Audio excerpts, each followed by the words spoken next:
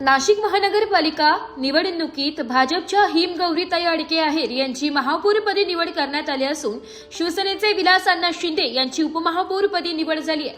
महापौर व उपमहापौर निवडीमुळे शहराच्या राजकारणात नवे समीकरण निर्माण झाले।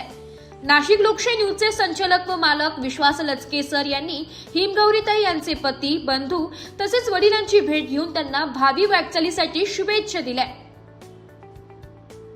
या निवडीनंतर भाजप व शिवसेनेच्या कार्यकर्त्यांमध्ये उत्साहाचे वातावरण असून दोन्ही नेत्यांवर शुभेच्छांचा वर्षाव होत आहे। शहराच्या विकासासाठी समन्वयाने काम करण्याची ग्वाही नव्या नेतृत्वाने दिली आहे। नागरी समस्या, पायाभूत सुविधा, स्वच्छता, पाणी पुरवठा व वाहतूक व्यवस्थेवर विशेष लक्ष देण्यात येणार असल्याचेही त्यांनी सांगितले। नाशिक शहराच्या सर्वांगीण विकासासाठी महापौर हिमगौरीताई अडके आहेर व उपमहापौर विलास अण्णा शिंदे यांच्या नेतृत्वाखाली महापालिका अधिक गतिमानपणे काम करेल अशी अपेक्षा नागरिकांकडून व्यक्त होत आहे।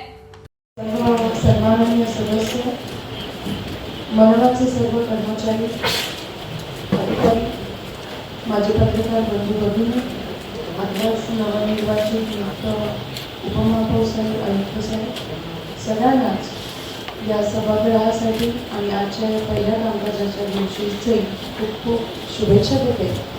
आणि where there is a will there is a way आपण असं म्हणतो।